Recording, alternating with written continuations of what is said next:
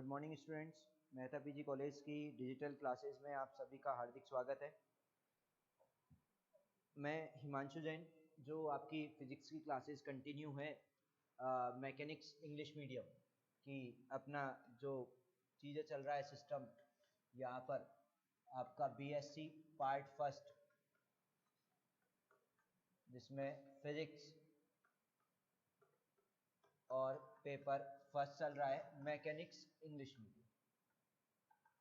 ठीक है, यहाँ पर मैकेनिक्स इंग्लिश मीडियम में आप लोग यूनिट फर्स्ट पढ़ रहे हैं और यूनिट फर्स्ट में आपका चैप्टर फर्स्ट कंप्लीट हो चुका है। ठीक है, चैप्टर फर्स्ट में आपके पास जो चीज़ें हैं, frame of reference, coordinate transformation, incline plane में ट्रांसफॉर्मेशन, गैलीलियन ट्रांसफॉर्मेशन, आपका वहाँ पर पोजीशन ट्रांसफॉर्मेशन सॉरी, एनर्जी का इन्वेरिएंस है, टोटल एनर्जी का इन्वेरिएंस है, मोमेंटम का law of conservation of momentum, ये सारे टॉपिक्स आप चैप्टर फर्स्ट में कर चुके हैं। लेकिन अब जो स्टार्ट कर रहे हैं वो स्टार्ट कर रहे हैं chapter number second, unit first का ही पार्ट है। देखो, आप ये नहीं सोचा यूनिट सेकंड हो गई, नहीं, आपका जो पोर्शन है वो कौन सा है, यूनिट फर्स्ट का ही है, लेकिन कौन सा, चैप्टर नंबर 2। कौन सा, चैप्टर नंबर 2। और चैप्टर 2 का नाम है आपका relative rotational motion.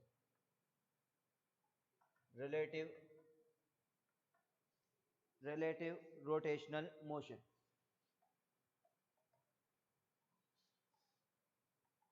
Relative rotational motion मतलब रोटेशन की बात करेंगे। आपको याद हो, मैंने एक बार बताया था इंक्लाइन और रोटेशन में डिफरेंस। रोटेशन में क्या होगा, टाइम के साथ आपकी चीजें चेंज होंगी, हर एक पर्टिकुलर टाइम पर आपकी क्या होगा, फ्रेम चेंज होगा। ठीक है, टाइम के साथ चेंज होगा। मैं यहां पर एंड ये भी लिख सकता हूं, and Coriolis force. Coriolis force, इसके बारे में अपन लोग यहां पर क्या करेंगे, स्टडी करेंगे। ये है चैप्टर आपका सेकंड कि relative rotational motion and Coriolis force, जहां पर रिलेटिव, यानी रिलेटिव का मतलब है कि जैसे कोई फ्रेम एस है, इसके रिलेटिव में दूसरा फ्रेम एस डैश है, तो ये क्या हो गया रिलेटिव, कि एक के रेस्पेक्ट में दूसरे को देखना, ये क्या हो गया रिलेटिव। रोटेशनल का मतलब टाइम के साथ फ्रेम चेंज होगा और मोशन। ठीक है, और कोरियोलिस फोर्स अपन जैसे अब आगे कंटिन्यू करेंगे, वहां पर आपको बताया जाएगा कि आपका कोरियोलिस फोर्स क्या होता है। कोरियोलिस फोर्स का आपका वहां पर वैल्यू क्या वैल्यू होती है। यदि आपको मैं थोड़ा सा बताऊं तो 2m omega vector cross r vector, F of C लिखते हैं Coriolis force, 2m omega vector cross r vector. Then ये क्या होता है, कोरियोलिस फोर्स होता है m omega vector cross r vector. Then इसके बारे में अपन डिटेल में डिस्कशन करेंगे कोरियोलिस फोर्स के बारे में। लेकिन पहले अपन किसके बारे में स्टडी करते हैं, यहाँ पर आपका किसके बारे में स्टडी करते हैं, यहाँ पर अपन डिस्कशन करते हैं किसके बारे में, रिलेटिव रोटेशनल मोशन। देन इसका ये आपका चैप्टर नंबर सेकंड है और इसका फर्स्ट टॉपिक अपन स्टार्ट कर रहे हैं। फर्स्ट टॉपिक कौन सा है, यहाँ पर स्यूडो फोर्स। कौन सा फोर्स है, स्यूडो फोर्स। क्लियर, कि स्यूडो फोर्स या फ्रिक्शियस फोर्स, मैं लिखूं सामने स्यूडो फोर्स, और इसका दूसरा नाम है फ्रिक्शियस फोर्स। फ्रिक्शियस फोर्स, फ्रिक्शियस फोर्स, कौन सा, स्यूडो फोर्स और फ्रिक्शियस फोर्स, FICTITIOUS, फ्रिक्शियस। तो ये होता क्या है, स्यूडो फोर्स या फ्रिक्शियस फोर्स होता क्या है आप लोगों का। देखो, मैं इसको पहले आपको डेफिनेशन बाद में बताऊंगा, पहले क्या बताता हूं, इसका एक्सप्लेन देता हूं, एक्सप्लेनेशन। देखो, स्यूडो फोर्स एक तरीके से मैं ना इसको ऐसे बोल सकता हूं, आभासी बल। मतलब इन रियलिटी ये फोर्स होगा नहीं, फ्रिक्शियस फोर्स है मतलब स्यूडो फोर्स है, इन रियलिटी होगा नहीं, अपने को फील होगा कि ये फोर्स लग रहा है। ये क्या होगा, अपने को फील होगा कि the force which does not apply on the particle but it seem only, ये क्या करेगा, सीम्स होगा, फील होगा अपने को, लेकिन इन रियलिटी में लगेगा नहीं। सर ऐसा कहां फील कर सकते हैं अपन, ऐसा कौन सा फोर्स, देखो फील करवाता हूं आप। जैसे आपकी क्या है, ये कोई एक गाड़ी है, ट्रेन है, ट्रेन में आप बैठे हैं, ठीक है। देन ये आपका क्या है, और एक क्या है, बाहर इंसान बैठा है। एक फ्रेम ये है, एस फ्रेम है, एक दूसरा फ्रेम कौन सा है आपका, जो ट्रेन वाला फ्रेम है। इस फ्रेम में कोई आपका इंसान बैठा हुआ है, आपका फ्रेंड बैठा हुआ है, कोई ऑब्जेक्ट है स्टेशनरी फ्रेम में। देन कहां पर है ये पार्टिकल, इस पर किसी भी तरीके का, जो एस फ्रेम में ये ऑब्जेक्ट है, इस पर किसी भी तरीके का फोर्स अप्लाई नहीं है, कि F इक्वल्स टू 0 है, कि आपका फ्रेम एक एस है जो स्टेशनरी फ्रेम है, जिसमें एक ऑब्जेक्ट है या पॉइंट है जहां पर किसी भी तरीके का फोर्स अप्लाई नहीं हो रहा है। जब फोर्स अप्लाई नहीं है तो इसके लिए एक्सेलरेशन क्या होगा, 0। नॉन एक्सिलरेटेड होगा, ये क्या होगा, नॉन एक्सिलरेटेड होगा, ठीक है। लेकिन आपने पास एक अनदर फ्रेम है दूसरा एस डैश, ये रहा दूसरा फ्रेम है एस डैश। इस एस डैश फ्रेम में जो क्या कर रहा है, ये फ्रेम क्या कर रहा है, खुद कांस्टेंट v वेलोसिटी से क्या कर रहा है, यानी यूनिफॉर्म v वेलोसिटी से मूव कर रहा है। क्या कर रहा है, फ्रेम एस डैश है कि आपका यूनिफॉर्म वेलोसिटी v से क्या कर रहा है, मूव कर रहा है s के रेस्पेक्ट में। किसके रेस्पेक्ट में, s के रेस्पेक्ट में। अब जो यहाँ पर इस फ्रेम में जो इंसान है, ये वाला, ये तो मान लो ए इंसान है, और ये कौन सा इंसान है, बी इंसान है, कि जो इस एस डैश फ्रेम में बी इंसान बैठा है, बी ऑब्जेक्ट है, ये क्या कर रहा होगा, आगे फॉरवर्ड डायरेक्शन में मूव करता हुआ नजर आएगा।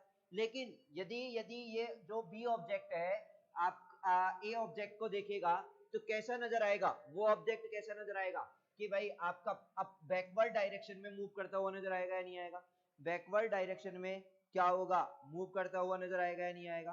कि मान लिया, क्या दोबारा मैं यहाँ पर पूरा एक बार, कि एक फ्रेम एस है जो स्टेशनरी फ्रेम है, और जिसमें जो ऑब्जेक्ट है, जो पॉइंट है, उस पर किसी भी तरीके का क्या नहीं हो रहा है, फोर्स अप्लाई नहीं हो रहा, कि ये ऑब्जेक्ट है, इस पर किसी भी तरीके का फोर्स अप्लाई नहीं है एस फ्रेम में। देन एक्सीलरेशन क्या होगा, 0 होगा इसका, कि इसका एक्सीलरेशन क्या होगा, 0 होगा, ठीक है। एक दूसरा फ्रेम ले लो एस डैश, जो क्या कर रहा है, एक्सेलरेटेड है आपके किस एक्सेलरेशन से, ए नॉट एक्सेलरेशन से क्या है, एक्सेलरेटेड, कि एस डैश फ्रेम है जो क्या है, ए नॉट एक्सेलरेशन से क्या है, एक्सेलरेट हो रहा है। क्या हो रहा है, एक्सेलरेटेड हो रहा है, किसके रेस्पेक्ट में, एस के रेस्पेक्ट में, कि S dash frame A not acceleration से एस फ्रेम के रेस्पेक्ट में क्या हो रहा है, एक्सेलरेट हो रहा है। तो जब एस डैश फ्रेम से अपन एस फ्रेम में जो ये ऑब्जेक्ट है इसको देखेंगे तो कैसा नजर आएगा, आप खुद सोचे कि यहाँ पर आप इस तरीके से, तो आप पर भी एक्सेलरेशन ए नॉट नजर आ रहा है। जब आप इस दूसरे जो एस फ्रेम में जो ऑब्जेक्ट है इसको देखेंगे तो आपको कैसा नजर आएगा, कि भाई ये कहाँ बैकवर्ड जाता हुआ नजर आएगा या नहीं आएगा। जब आप ए नॉट एक्सेलरेशन से फॉरवर्ड डायरेक्शन में एक्सेलरेट हो रहे हैं, तो देन जो ये वाला ऑब्जेक्ट है ये क्या माइनस ए नॉट एक्सेलरेशन से, माइनस ए नॉट एक्सेलरेशन से पीछे जाता हुआ फील होगा या नहीं होगा, फील होगा। इन एक्चुअलिटी नहीं जा रहा है, इन एक्चुअलिटी नहीं जा रहा है, पीछे जाता हुआ फील होगा या नहीं होगा। तो देन तो ये फील होने वाला ये जो फोर्स है, कि एफ आपका यहां पर ये कौन सा फोर्स आपका यहां पर एफ ए अपेयरिंग फोर्स क्या होगा, माइनस एम ए वेक्टर होगा या नहीं होगा, minus M A naught vector होगा या नहीं होगा। तो देन इसको बोलते हैं अपेयरिंग फोर्स, अपेयरिंग फोर्स या स्यूडो फोर्स, क्या बोलेंगे, स्यूडो फोर्स। आया नहीं आया। देन लाइव फिजिकल एग्जांपल देता हूं, आप एक ट्रेन में हैं, ट्रेन में आप बैठे हैं और आपका एक दोस्त या बाहर क्या है, पेड़ है। तो पेड़ क्या है आपके, नॉन एक्सीलरेटेड है, मतलब उनका किसी भी तरीके का फोर्स नहीं लग रहा है उन पर, पेड़ पर जो पेड़ पौधे हैं उन पर किसी भी तरीके का क्या नहीं लग रहा है, फोर्स अप्लाई नहीं हो रहा। जब किसी भी तरीके का उन पर फोर्स अप्लाई नहीं हो रहा है तो आप क्या होगा, वो रेस्ट पर है, एक्सेलरेशन उनका क्या है, 0। लेकिन जब आप ट्रेन में बैठे, जो ए नॉट एक्सेलरेशन से क्या हो रही है, एक्सेलरेट हो रही है, वो ए नॉट एक्सेलरेशन से इस डायरेक्शन में क्या हो रही है, एक्सेलरेटेड हो रही है। तो आपको क्या नजर आता है कि पेड़ कहाँ जा रहे हैं, पीछे जा रहे हैं। बचपन में यही सोचते थे कि भाई पेड़ पीछे जा रहे हैं, क्या जा रहे हैं, पेड़ पीछे जा रहे हैं, और किस एक्सेलरेशन से, माइनस ए नॉट वेक्टर से। होगा या नहीं होगा। तो देन यहाँ पर जो ये एक्सेलरेशन है इसको क्या बोलेंगे, आपका स्यूडो एक्सेलरेशन बोल सकता हूं। मतलब ये जो फोर्स है, ये minus M A naught vector जो फोर्स अप्लाई होगा बैकवर्ड डायरेक्शन में, कहां से, यहां से देखने पर, आप ट्रेन से देखने पर, ये क्या है आपका स्यूडो फोर्स। लग रहा नहीं है लेकिन हमें नजर आ रहा है, नहीं हो रहा, फील हो रहा है या नहीं हो रहा, कि हाँ भाई पीछे की डायरेक्शन में क्या लग रहा है, कोई फोर्स लग रहा है, लग रहा है या नहीं लग रहा है। ऐसा लग रहा है अपने को कि रिवर्स डायरेक्शन में क्या हो रहा है, फोर्स हो रहा है या नहीं हो रहा, फोर्स आ रहा है या नहीं हो रहा। देन ये क्या कहलाता है, आपका स्यूडो फोर्स। ये क्या कहलाता है आपका स्यूडो फोर्स। क्लियर है? कोई डाउट किसी को? किसी को कोई दिक्कत? कि the force which is not applicable या act on the particle in real sense but seems to be acting on the particle due to the accelerative motion of the frame, accelerative motion of the frame, कि आपके frame के acceleration के कारण क्या हो रहा है, अपने को फील हो रहा है। द फोर्स, मैं लिख रहा हूं definition, the force which does not act on the particle in real sense, which does not act on the particle in real sense but seems to be acting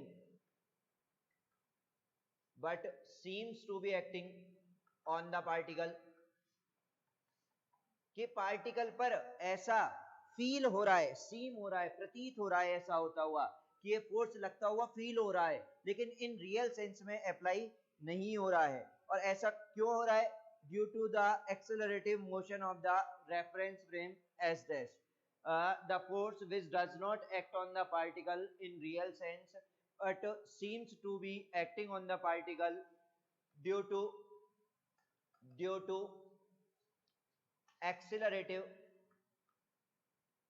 accelerative motion of the reference frame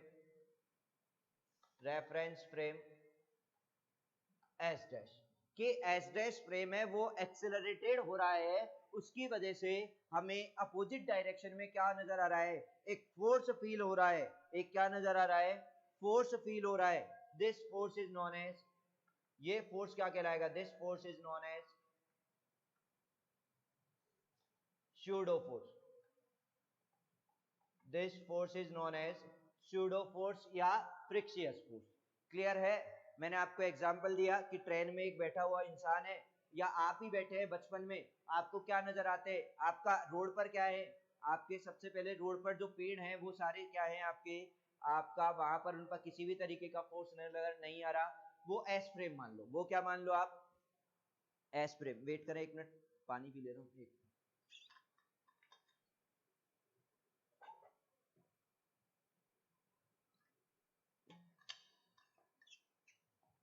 हाँ, कि आप पर जो road के side में जो पेड़ है वो एस फ्रेम है, क्योंकि उन पर किसी भी तरीके का फोर्स अप्लाई नहीं हो रहा। जब फोर्स जीरो है तो एक्सेलरेशन भी क्या होगा? उनका जीरो होगा। अब एक्सेलरेशन क्या हो गया आपका?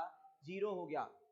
तो भाई आपको वहां पर कैसे इस तरीके से एक्सेलरेशन फील होगा कि आप ट्रेन में बैठे, अब ट्रेन में बैठे हुए उन पेड़ों को देख रहे हो, तो आपको, आप तो ए नॉट एक्सेलरेशन से, ए एक्सेलरेशन से मान लो आगे एक्सेलरेटेड हो रहे हो, तो आपको क्या नजर आता था कि वो पेड़ कहाँ जा रहे, आपके ट्रीज कहाँ जा रहे, बैकवर्ड डायरेक्शन में एक्सेलरेटेड हो रहे या नहीं हो रहे। जिस एक्सेलरेशन से आप फॉरवर्ड डायरेक्शन में एक्सेलरेटेड हो रहे हैं, उसी एक्सेलरेशन से वो पेड़ आपको बैकवर्ड डायरेक्शन में एक्सेलरेटेड होते हुए नजर आएंगे, फील होगा, जबकि इन रियलिटी ऐसा नहीं हो रहा। यही चीज क्या कहलाती है आपकी? फ्रिक्शियस। यही चीज क्या कहलाती है आपकी? फ्रिक्शियस फोर्स कहलाती है। क्लियर है? कोई दिक्कत आगे समझ में या नहीं आया? तो देन जो फोर्स क्या होगा? फ्रिक्शियस फोर्स। मैं लिख दे रहा हूं आपका यहां पर। सो जो स्यूडो फोर्स है F बराबर क्या हो जाएगा? माइनस ए नॉट वेक्टर। माइनस क्यों लिया? क्योंकि आपका अपोजिट डायरेक्शन में आप क्या हो रहे हैं? एक्सेलरेटेड हो रहे हैं या नहीं हो रहे? हो रहे हैं या नहीं हो रहे? क्लियर है? कोई दिक्कत किसी को? आगे सबको समझ में? ठीक है। तो देन अब यदि अपन टोटल क्या निकालेंगे, यहाँ पर फोर्स निकालें, क्या निकालें? टोटल फोर्स निकालें। ठीक है, तो क्या होगा? देन यहाँ आ गया नहीं आया समझ में? कोई दिक्कत किसी को? यहाँ पर कोई दिक्कत किसी को नहीं है? चलो बहुत अच्छी बात है। अब यहां पर क्या करना है? एक पॉइंट लिख रहा हूं मैं, एक पॉइंट मैं यहां पर लिख रहा हूं। ठीक है, एक पॉइंट नहीं, एग्जाम्पल। क्या लिख रहा हूं यहां पर? एग्जाम्पल लिख रहा हूं। स्यूडो फोर्स की डेफिनेशन आप सबको आई थिंक होपफुली क्लियर हो गई होगी कि स्यूडो फोर्स क्या होता है, कि भाई एक फ्रिक्शियस फोर्स होता है जो केवल फील होगा, इन रियलिटी लगेगा नहीं। क्लियर? और क्यों होगा फील? क्योंकि accelerative motion of the reference frame S dash. Clear? ठीक है। अब एग्जांपल कौन सा हो सकता है इसका, सोचो। और एक तो मैंने आपको अभी बताया, एक तो मैंने अभी आपको बता दिया कौन सा एग्जांपल, ट्रेन का और ट्रीज का, जो आप देखते थे बचपन में। देन एक दूसरा एग्जांपल जो आपका बहुत ज्यादा पढ़ा भी होगा 11th क्लास में, और जिससे मैं थोड़ा सा रिकॉल करवा देता हूँ कि क्या एग्जांपल है। स्यूडो फोर्स को समझने के लिए आप क्या करें कि फ्रिक्शियस फोर्स को समझने के लिए आप लिफ्ट में बैठा हुआ इंसान या रॉकेट में बैठा हुआ इंसान, आपने 3 केस पढ़े हुए हैं कि रॉकेट या लिफ्ट में जो इंसान होता है उसका वेट हमें कभी लाइटर वेट नजर आता है, कभी ज्यादा हायर वेट नजर आता है, और कभी वेटलेस की कंडीशन। 3 कंडीशन पढ़ी है नहीं पढ़ी? कि एक तो वेट क्या हो, जो ऑब्जेक्ट बैठा है लिफ्ट के अंदर, देन एक बार ज्यादा, एक बार लिफ्ट में जो ऑब्जेक्ट है उसका वेट कम, और एक बार कैसा नजर आता है, वेटलेस। कैसा नजर आता है, वेटलेस। ऐसा ऐसा 3 कंडीशन कुछ कुछ याद आ रहा है, आ रहा होगा आई थिंक। देखो एक लिफ्ट का एग्जांपल लेके अपन इसको क्या करते हैं, एक्सप्लेन करते हैं। आप रॉकेट का भी एग्जांपल ले लेते हैं, आप क्या कर सकते हैं, रॉकेट का भी क्या कर सकते हैं, एग्जांपल ले सकते हैं। तो देखो मैं यहां पर ले रहा हूं लिफ्ट का एग्जांपल, कि एक लिफ्ट है,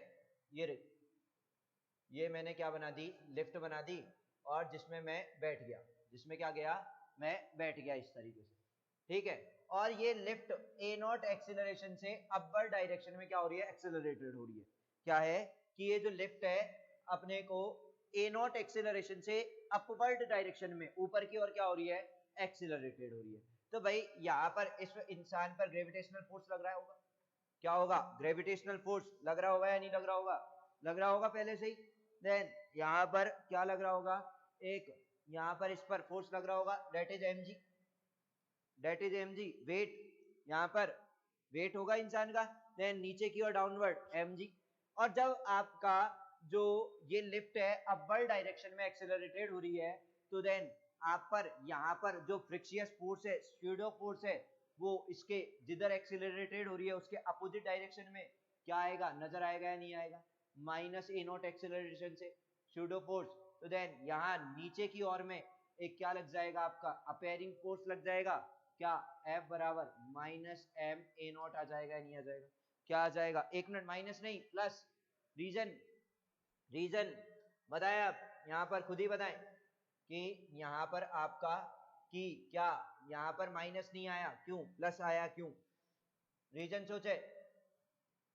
देखो जब आपने वेट mg नीचे लगाया, ग्रेविटी डाउनवर्ड है, उसको पॉजिटिव डायरेक्शन ले रहे हो, तो देन ये एक्सेलरेशन भी तो इसी डायरेक्शन में है, सेम डायरेक्शन में, तो ये फोर्स क्या हो जाएगा, पॉजिटिव हो जाएगा या नहीं हो जाएगा, ये फोर्स क्या हो जाएगा आपका, पॉजिटिव हो जाएगा या नहीं हो जाएगा। देखो एफ ए बराबर, क्योंकि एक्सेलरेटेड लिफ्ट कहाँ है, अपवर्ड डायरेक्शन में, आपने जब ग्रेविटी के कारण जो फोर्स माना है वो पॉजिटिव माना है mg।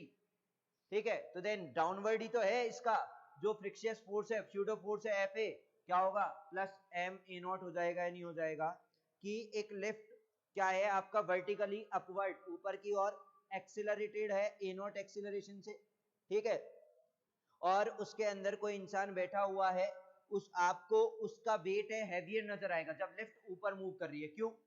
क्योंकि क्या होगा, वहां पर जो फ्रिक्शियस फोर्स है वो act opposite to the direction of accelerated reference frame. जो यहाँ पर फ्रिक्शियस फोर्स है वो कहां पर करेगा, जिधर लिफ्ट एक्सेलरेटेड हो रही है अपवर्ड डायरेक्शन में उसके अपोजिट, जिससे आपका टोटल फोर्स क्या हो जाएगा, effective weight of the man. So the effective weight of the man, effective weight of the man, F क्या हो जाएगा आपका, एफ आर, एफ रियल जो है और F appearing. Then F R कितना है, एम जी जो वेट है, और एफ ए कितना है, एम ए नॉट। तो देन एफ क्या हो जाएगा आपका, M G plus A naught हो जाएगा या नहीं हो जाएगा। तो देखो जब आपकी लिफ्ट वर्टिकली अपवर्ड मूव करती है तो आपका जो वेट है एक्चुअल वेट के कंपैरिजन में क्या होगा, थोड़ा हैवियर फील होगा। क्या होगा, हैवियर फील होगा। क्लियर है, कोई डाउट किसी को, किसी कोई डाउट आया है नहीं आया समझ में, बताओ। ये वाली डायरेक्शन कौन सी है, पॉजिटिव डायरेक्शन। कौन सी है, पॉजिटिव। कि क्या है कि आपकी एक लिफ्ट है जो क्या कर रही है, वर्टिकली अपवर्ड मूव कर रही है। क्या कर रही है, वर्टिकली अपवर्ड मूव कर रही है, और उसमें बैठा इंसान क्या है आपका, एक इंसान बैठा है, एक लिफ्ट है जिसमें एक इंसान बैठा है, और जो लिफ्ट है vertically upward A not acceleration से क्या कर रही है, एक्सेलरेट कर रही है। तो देन उस कंडीशन में जो लिफ्ट के अंदर बैठा हुआ इंसान है उसको अपना वेट है आपके एक्चुअल वेट के कंपैरिजन में थोड़ा सा क्या होगा, ज्यादा फील होगा। ऐसा क्यों होगा, क्योंकि यहाँ पर क्या होगा, जो फ्रिक्शियस फोर्स होगा, जो क्या होगा, फ्रिक्शियस फोर्स होगा, वो अपोजिट होगा एक्चुअल एक्सीलरेशन के। जो आपका जो लिफ्ट जिस डायरेक्शन में एक्सीलरेटेड हो रही है उसके क्या होगा, अपोजिट होगा, जिसकी वजह से नीचे वाली डायरेक्शन पॉजिटिव है। तो देन क्या आ जाएगा, mg बराबर m a नॉट आ जाएगा, और क्या आ जाएगा आपका इफेक्टिव वेट। आप यहाँ देख सकते हैं क्या हो गया, ज्यादा हो गया। क्या हो गया, ज्यादा हो गया। यहाँ मैं लिख सकता हूं, if lift is moving, if lift is moving vertically upward, vertically upward, बताओ कोई दिक्कत है कि लिफ्ट आपकी वर्टिकली अपवर्ड क्या कर रही है, मूव कर रही है। क्लियर है, कोई डाउट किसी को, कोई दिक्कत नहीं है। दूसरा कंडीशन, इसमें पहला कंडीशन हो गया। सेकंड कंडीशन, सेकंड कंडीशन क्या है कि if lift is moving vertically downward, vertically downward, हाँ यही है। तो देन क्या होगा आपका, यहाँ पर देखो कि एक लिफ्ट बना दी मैंने यहाँ पर, ये रही लिफ्ट, ये क्या कर दिया है मैंने, लिफ्ट बना दी, और यहाँ पर किसी इंसान को मैंने क्या कर दिया है, बैठा दिया। क्लियर। देन अब ये जो लिफ्ट है वो नीचे की डायरेक्शन में क्या हो रही है, एक्सेलरेटेड हो रही है। ठीक है, कार नीचे की डायरेक्शन में क्या हो रही है, एक्सेलरेटेड हो रही है। तो इसका वेट mg तो नीचे की डायरेक्शन में लगेगा, वो तो हमेशा ही यूनिवर्सल है।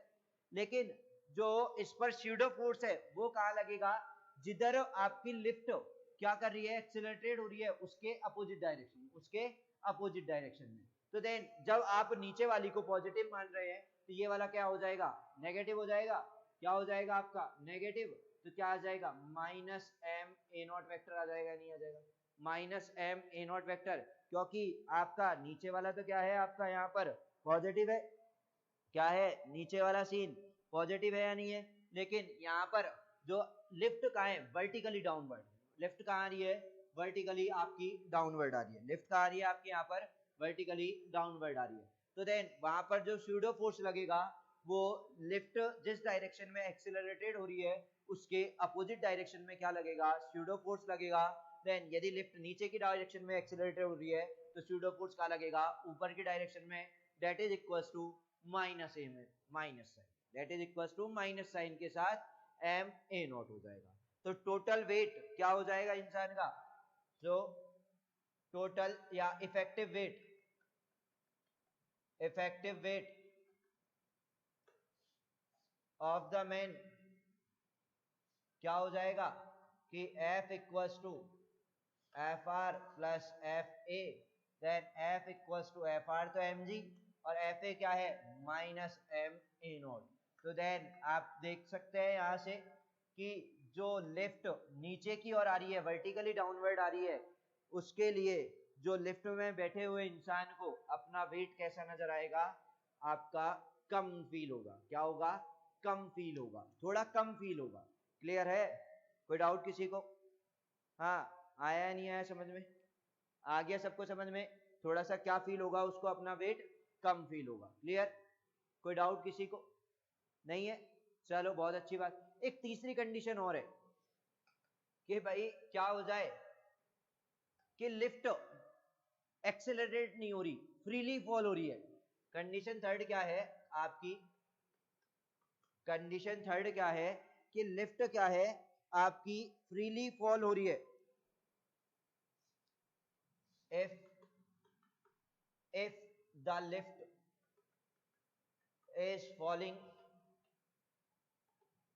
freely, freely in vertical downward, in vertically downward, कि नीचे की डायरेक्शन में क्या हो रही है, फ्रीली फॉल हो रही है। मतलब आपका यहां पर क्या हो गया कि आपकी जो लिफ्ट है ना वो ऐसे, यहां पर इंसान बैठा है, ठीक है, देन उस पर वेट mg लग रहा है नीचे की ओर, देन लिफ्ट है यानी फ्रीली फॉल हो रही है, मतलब उसका जो a नॉट की वैल्यू है, किसके a नॉट की वैल्यू है,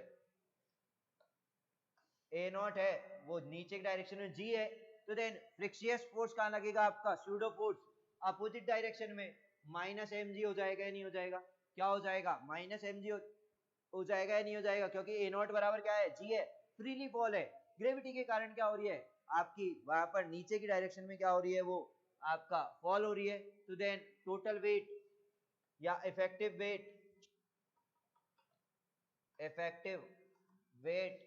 of the man, effective weight of the man क्या हो जाएगा, F इक्वल्स टू आपका नीचे की डायरेक्शन में mg और ऊपर की डायरेक्शन में भी क्या है, स्यूडो फोर्स माइनस mg, तो देन फोर्स क्या हो जाएगा, जीरो, मतलब पार्टिकल पर किसी भी तरीके का क्या नहीं आ रहा, फोर्स नहीं आ रहा, मतलब इफेक्टिव वेट क्या हो जाएगा इंसान का, जीरो हो जाएगा, क्या हो जाएगा, इफेक्टिव वेट जीरो हो जाएगा, और उस कंडीशन में ये इंसान कैसा नजर आएगा, वेटलेस, कैसा नजर आएगा आपका यहाँ पर, वेटलेसनेस, कैसा नजर आएगा, वेटलेसनेस। कोई दिक्कत किसी को कोई दिक्कत आया समझ में कि वेटलेसनेस यहां से आ जाएगा, क्लियर। देन अब देखो इसको फिजिकली एग्जांपल बताऊंगा, आप अपने घर की सीढ़ियां, किसी ऊंचाई की सीढ़ियां, मंदिर जैसे पहाड़ पर है, आप चढ़ रहे हैं तो आपको चढ़ने में बहुत ज्यादा टाइम लगेगा और आप थकेंगे भी बहुत ज्यादा, क्या होंगे, आप थकेंगे भी बहुत ज्यादा, ऐसा क्यों, क्योंकि आपका वेट तो नीचे लग रहा है, आप आगे जा रहे हैं, लेकिन सूडो फोर्स क्या लग रहा है, आपकी अपोजिट डायरेक्शन में लग रहा है, जो क्या कर रहा है, आपके वेट को क्या कर रहा है, इंक्रीज कर रहा है, नहीं कर रहा, तभी तो आपको जोर लगाना पड़ रहा है ऊपर चढ़ने के लिए, क्या करना पड़ रहा है, जोर लगाना पड़ रहा है, नहीं पड़ रहा। मैं वैसे ही एग्जाम्पल के थ्रू वैसे ही समझा रहा हूँ आप लोगों को, और चीजें भी होती है वहां पर, एयर रेजिस्टेंस वगैरह, आपका वहां पर फ्रिक्शन वगैरह भी चीजें होती है, लेकिन मैं तो खाली उन सबको हटा दूं एक बार। तो उस कंडीशन में जैसे जैसे आप स्टेप बाय स्टेप ऊपर जाते होते हैं, तो देन उस कंडीशन में क्या होता है, यहाँ पर आप पर वेट जो क्या होता है, यहाँ पर ज्यादा नजर आता है, ज्यादा होता जाता है, नहीं होता जाता, तभी तो आप ज्यादा वहां पर क्या लगाते हैं, फोर्स लगाते हैं, क्यों, क्योंकि आपका वेट क्या हो गया है, ज्यादा हो गया है, जैसे जैसे ऊपर मूव कर रहे हैं, क्योंकि वहां पर आपका क्या है कि सूडो फोर्स और आपका वेट है जो mg है वो क्या है, दोनों एक ही डायरेक्शन में हो गए। लेकिन जब आप नीचे आते हो, अचानक से आ जाते हो जल्दी से, बिना कोई दिक्कत के, चढ़े 1 घंटे में उतर गए 10 मिनट में, क्यों, क्योंकि उस कंडीशन में क्या होता है, इंसान का वेट कम फील होता है, क्योंकि नीचे ही लग रहा है फोर्स तो mg, और वो मूव भी नीचे कर रहा है, लेकिन उसका स्यूडो फोर्स कहाँ लग रहा है, अपोजिट लग रहा है, नहीं लग रहा, देखो ये ऐसे और ये ऐसे, अपोजिट लगने के कारण इंसान को उसका अपना वेट कैसा नजर आता है, लाइटर, एक्चुअल वेट के कंपैरिजन में कैसा नजर आता है, उसको फील होता है, नजर मतलब फील होता है कि उसका वेट क्या है, कम है, लाइटर वेट है, कैसा वेट है, लाइटर वेट है, तो देन क्या होगा कि भाई पार्टिकल पर अपने को ज्यादा यहाँ पर फोर्स नहीं लगाना पड़ेगा। तीसरा, ये इंसान ऊपर से कूद जाए, मतलब ग्रेविटी, कोई एक्सेलरेशन नहीं, कि भाई वो आ रहा है सीधा ग्रेविटी जी बराबर जी एक्सेलरेशन से, किससे आ रहा है, जी एक्सेलरेशन से आ रहा है, तो देन क्या होगा, वहां पर स्यूडो फोर्स तो नीचे, वो क्या नाम है, mg तो नीचे, वेट तो हमेशा नीचे, देन स्यूडो फोर्स कहाँ होगा, वर्टिकली अपवर्ड, और कितना होगा, mg होगा, मतलब फ्रीली फॉल हो रहा है, फ्रीली फॉल मतलब उस कंडीशन में उस इंसान का उसका वेट कैसा नजर हो जाएगा, पूरा लाइटर, उसको लगेगा कि वो उड़ रहा है, इन रियलिटी ऐसा नहीं होता, लेकिन ऐसा लगेगा उड़ रहा है, उसका पास वेट ही नहीं है, वेटलेसनेस उस चीज को क्या कर रहा है, शो कर रहा है। तो स्यूडो फोर्स की पूरी कहानी आ गई समझ में, स्यूडो फोर्स क्या होता है, स्यूडो फोर्स का एग्जांपल 2-3 एग्जांपल दे चुका हूं आपको, और एक एग्जांपल मैं यहाँ पर आपको बोर्ड पर एक्सप्लेन कर चुका हूं। बताओ कोई दिक्कत है किसी को? किसी को किसी भी तरीके की कोई समस्या है? किसी को किसी भी तरीके की कोई समस्या है? नहीं है? देन अब अपन करते हैं अपना नेक्स्ट टॉपिक। अब कौन सा टॉपिक करेंगे अपना यहाँ पर? Next topic. ठीक है, आगे सबको समझ में? नेक्स्ट टॉपिक कौन सा है अपना? नेक्स्ट टॉपिक है rotating frame of reference and Coriolis force. Rotating frame of reference and Coriolis force.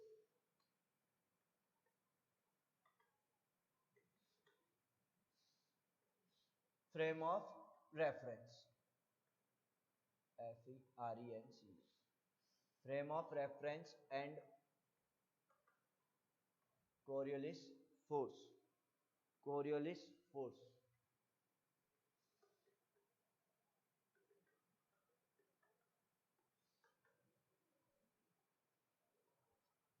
Coriolis force, rotating frame of reference and Coriolis force. अब आपको जानकारी होगी, जब आप फर्स्ट चैप्टर पढ़ रहे थे तो आपने रोटेटिंग फ्रेम के बारे में थोड़ी बहुत स्टडी की थी। यदि आप थोड़ा सा याद हो, इंक्लाइन फ्रेम और रोटेटिंग फ्रेम के लिए ट्रांसफॉर्मेशन इक्वेशन निकाली थी, तो रोटेटिंग फ्रेम के लिए भी आपने वहां पर क्या किया था? सॉल्व किया था। मैं बनाऊं, मैं करूं इस चीज को। देखो कि एक फ्रेम है एस, आपका क्या है? एक फ्रेम है एस जिसके coordinate X Y Z, origin क्या है? ओ है। इसमें कोई क्या है? पॉइंट है पी जिसके कोऑर्डिनेट क्या है? एक्स वाई जेड, और जिसका पोजीशन वेक्टर है ओ पी वेक्टर बराबर आर वेक्टर। जिसका पोजीशन वेक्टर क्या है? ओ पी वेक्टर बराबर आर वेक्टर है। क्लियर है? अब क्या है? दूसरा फ्रेम एक रोटेटिंग फ्रेम है, दूसरा frame S dash. S dash मान लू, आर मान लू, कुछ भी नाम दे दूं। वो क्या है? कुछ इस तरीके से, वो क्या है? इस तरीके से मैं बता रहा हूं एक बार, एक्स डैश, वाई डैश और जेड डैश। क्लियर? और ओरिजिन उसका ओ डैश है, मतलब ओ डैश दोनों एक दूसरे पर क्या है? कोइंसाइड है। क्या है? दोनों एक दूसरे पर कोइंसाइड है। और वो क्या हो रहा है? ओमेगा टी एंगल से क्या हो रहा है? यहाँ पर आपके ओमेगा टी एंगल से क्या हो रहा है? रोटेट हो रहा है। क्या है? एक फ्रेम एस है जिसके कोऑर्डिनेट एक्स वाई जेड है पॉइंट पी के, और जिसमें पोजीशन वेक्टर क्या है? आर वेक्टर है। एक दूसरा फ्रेम है एस डैश, या रोटेटिंग फ्रेम आर भी बोल सकता हूं। ठीक है? जो किसी एंगल से, यानी एक वेरिंग एंगल, किसी जो क्या है? एंगुलर वेलोसिटी ओमेगा से आपका क्या कर रहा है? एस फ्रेम के रेस्पेक्ट में क्या कर रहा है? रोटेट हो रहा है। जो आपका एस फ्रेम के रेस्पेक्ट में क्या हो रहा है? रोटेट हो रहा है। एस फ्रेम के रेस्पेक्ट में क्या कर रहा है? रोटेट हो रहा है। और रोटेट भी इस तरीके से हो रहा है कि उन दोनों फ्रेम का जो ओरिजिन है, एस फ्रेम का ओरिजिन ओ और एस डैश फ्रेम का ओरिजिन ओ डैश, दोनों क्या हो? यहाँ पर कोइंसाइड हो। क्या हो? दोनों पॉइंट क्या हो? कोइंसाइड हो। तो एस डैश फ्रेम में भी पार्टिकल का कोऑर्डिनेट पी के कोऑर्डिनेट क्या है? X dash Y dash Z dash, और इसका पोजीशन वेक्टर भी क्या है? आर डैश वेक्टर है। इसका पोजीशन वेक्टर भी क्या है? आर डैश वेक्टर है। कि ओ डैश पी वेक्टर बराबर क्या है? आर डैश वेक्टर है। क्लियर है? कि रोटेटिंग फ्रेम क्या है? कि एक फ्रेम एस है, उससे किसी एंगुलर वेलोसिटी ओमेगा से, एंगुलर वेलोसिटी ओमेगा से आपका जो फ्रेम एस डैश है वो क्या है? रोटेट है। क्या है? रोटेट है। मतलब टाइम के साथ क्या कर रहा है? वो अपने एंगल को क्या कर रहा है? चेंज कर रहा है। रोटेटिंग एंगल जो ये बना रखा है मैंने, देन टाइम के साथ चेंज कर रहा है, नहीं कर रहा? देन उस एस फ्रेम में पॉइंट पी का पोजीशन वेक्टर आर वेक्टर है, और एस डैश फ्रेम में पॉइंट पी का पोजीशन वेक्टर क्या है? आर डैश वेक्टर है। क्या है? आर डैश वेक्टर है। तो in S frame the in S frame the position vector of point P का पोजीशन वेक्टर क्या हो जाएगा? आर वेक्टर हो जाएगा। क्या होगा? X I cap, Y J cap and Z K cap. हो जाएगा या नहीं हो जाएगा? इक्वेशन 1 हो जाएगी या नहीं हो जाएगी? वेयर आपके I cap, J cap and K cap, where I cap, J cap and K cap are unit vectors कि एस फ्रेम के क्या है? ये यूनिट वेक्टर है। क्लियर है? एक दूसरा फ्रेम एस डैश है जो एंगुलर वेलोसिटी ओमेगा से क्या कर रहा है? इस तरीके से क्या कर रहा है, रोटेट कर रहा है कि उसका ओरिजिन है फ्रेम एस के ओरिजिन पर ही रहे। तो देन उसके फ्रेम एस डैश में भी इसका पोजीशन वेक्टर क्या हो जाएगा, देखो फ्रेम एस डैश में पोजीशन वेक्टर क्या हो जाएगा, इन frame S dash the position vector of point P, क्या हो जाएगा, पॉइंट पी का पोजीशन वेक्टर, ओरिजिन दोनों के सेम है तो ओपी वेक्टर हो जाएगा या नहीं हो जाएगा, क्या हो जाएगा आपका, यहां पर लिखना चाहूं तो ये ओपी वेक्टर ये भी, देन यहां पर क्या हो जाएगा आपका ओपी वेक्टर हो जाएगा या नहीं हो जाएगा, OP vector R dash vector लिखूं, और आर डैश वेक्टर क्या है यहाँ पर X dash I cap dash plus Y dash J cap dash और Z dash K cap dash, क्या हो जाएगा X dash I cap dash Y dash J cap dash Z dash K cap dash, हो जाएगा या नहीं हो जाएगा, हो जाएगा। That is equation number 2 where I cap dash J cap dash and K cap dash, ये जो जे कैप है यहाँ पर आपका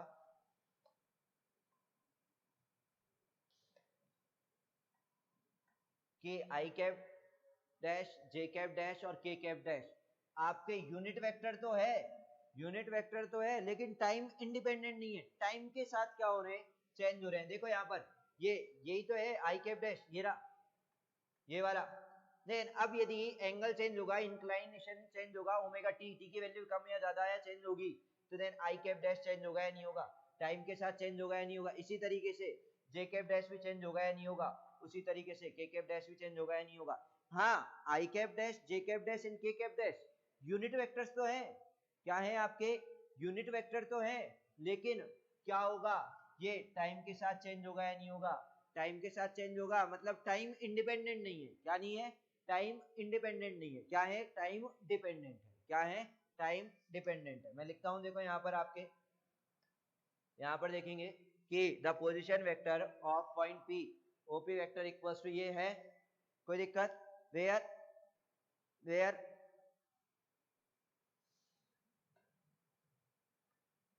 I cap dash comma j cap dash and k cap dash are unit vectors, are unit vectors, unit vectors है but they are time dependent, but they are time dependent, ये क्या करते हैं आपके टाइम पर क्या करते हैं, डिपेंड करते हैं, टाइम पर क्या करते हैं, डिपेंड करते हैं। क्लियर है, कोई डाउट किसी को, कोई डाउट किसी को।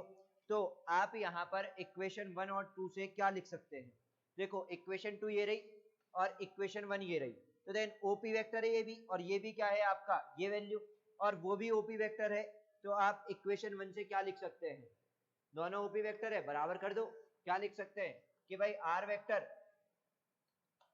क्या आर वेक्टर इक्वल्स टू क्या हो जाएगा, भाई ओपी वेक्टर है R vector equals to R dash vector equals to क्या हो जाएगा X dash I cap dash Y dash J cap dash plus Z dash K cap dash, हो जाएगा या नहीं हो जाएगा, ये लिख सकता है नहीं लिख सकता, दैट इज इक्वेशन नंबर 3, ये क्या हो जाएगी आपकी इक्वेशन नंबर 3 हो जाएगी या नहीं हो जाएगी, ये क्या हो जाएगा आपका इक्वेशन नंबर 3 हो जाएगा या नहीं हो जाएगा, R vector equals to R dash vector X dash I cap dash Y dash J cap dash और Z dash K cap dash, हो जाएगा या नहीं हो जाएगा। ये क्या होगा पोजीशन वेक्टर की ट्रांसफॉर्मेशन इक्वेशन हो जाएगी रोटेटिंग फ्रेम में, किसमें, रोटेटिंग फ्रेम में पोजीशन वेक्टर का क्या हो जाएगा यहाँ पर ट्रांसफॉर्मेशन इक्वेशन हो जाएगी कि this equation is known as, this equation is known as, this equation is known as transformation equation, transformation equation of position vector, of position vector in rotating, in rotating frame of reference S in rotating frame of reference S dash, कि ये क्या हो गई आपकी position vector की transformation equation हो गई किस फ्रेम में, एस डैश फ्रेम में। किस फ्रेम में, आपके एस डैश फ्रेम में पोजीशन वेक्टर की क्या हो गई, ट्रांसफॉर्मेशन इक्वेशन हो गई। बताओ कोई दिक्कत किसी को, कोई डाउट किसी को, आया नहीं आया समझ में, बताओ आया। देन क्या किया आपने रोटेटिंग फ्रेम ऑफ रेफरेंस में यहाँ पर, कि आपके पास एक फ्रेम है एस जिसमें एक पॉइंट है P जिसका पोजीशन वेक्टर क्या है, OP वेक्टर बराबर R वेक्टर। एक दूसरा क्या है आपका, और R वेक्टर की वैल्यू क्या है आपकी, ये रही। R वेक्टर की वैल्यू क्या है, पोजीशन वेक्टर की वैल्यू ये रही, ठीक है। देन अब आपके पास एक दूसरा फ्रेम है, कौन सा, एस डैश फ्रेम, जो क्या है थीटा बराबर ओमेगा टी एंगल से क्या है, इंक्लाइंड है। मैं इंक्लाइंड बोल सकता हूं, या आपके एक्स वाई जेड यानी एस फ्रेम के रेस्पेक्ट में ओमेगा टी यानी एंगुलर वेलोसिटी ओमेगा से इस तरीके से रोटेट है या इस तरीके से इंक्लाइंड है कि जो दोनों फ्रेम का ओरिजिन है, कि जो एस डैश फ्रेम का ओरिजिन है वो एस फ्रेम के ओरिजिन के साथ क्या हो, कोइंसाइड हो। जो क्या हो, एस फ्रेम के ओरिजिन के साथ क्या हो, यहाँ पर आपका कोइंसाइड हो, यानी दोनों फ्रेम का ओरिजिन कहाँ हो, एक ही जगह पर हो। तो देन आपका क्या होगा, इस एस डैश फ्रेम में भी वही पॉइंट डिफाइन है P, जिसके कोऑर्डिनेट क्या है आपके, एक्स डैश है, वाई डैश है और क्या है, जेड डैश है, और जिसका पोजीशन वेक्टर भी क्या है, ओपी वेक्टर, जिसका पोजीशन वेक्टर क्या है, ओपी वेक्टर है, और उस वेक्टर की वैल्यू क्या है, आर डैश वेक्टर, क्या है यहाँ पर, आर डैश वेक्टर, और उस आर डैश वेक्टर की वैल्यू क्या है, X dash I cap dash, Y dash J cap dash, के और Z dash K cap dash. बताओ कोई दिक्कत है किसी को, कोई दिक्कत किसी को, आया नहीं आया समझ में, क्लियर। देन अब यहां पर देखो ये चीज लिखी हुई है, यूनिट वेक्टर तो है आपके I cap dash, J cap dash और के कैप डैश, क्या है, यूनिट वेक्टर है, लेकिन टाइम पर डिपेंड कर रहे हैं, टाइम इंडिपेंडेंट नहीं है। टाइम के साथ देखो रोटेटिंग फ्रेम चेंज कर रहा है नहीं कर रहा, आपका यहाँ पर जो फ्रेम है एस डैश जो रोटेट कर रहा है नहीं कर रहा, ये देखो। तो देन ये टाइम डिपेंडेंट हुआ, टाइम इंडिपेंडेंट, इसके पोजीशन वेक्टर जो आपका एक्सिस है टाइम डिपेंडेंट हुआ ना, टाइम के साथ चेंज कर रहा है नहीं कर रहा, तो इसका यूनिट वेक्टर भी क्या करेगा, टाइम पर साथ चेंज होगा या नहीं होगा। तो इसके जो आपके यूनिट वेक्टर है आई cap dash, J cap dash और के कैप डैश भी क्या करेंगे, टाइम के साथ चेंज होंगे, तो उसका पोजीशन वेक्टर क्या है, ये रहा।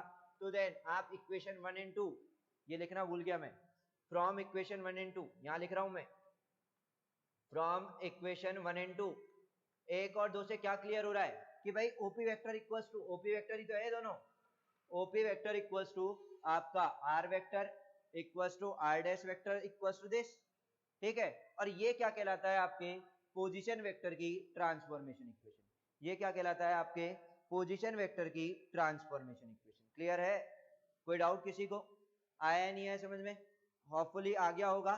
कल हम इस ट्रांसफॉर्मेशन इक्वेशन से वेलोसिटी ट्रांसफॉर्मेशन निकालेंगे और आगे की चीजों को क्या करेंगे, अपन स्टडी करेंगे। क्लियर, आज के लिए इतना ही, बाकी चीजें करेंगे अपन नेक्स्ट लेक्चर में अपने में। Okay, thank you.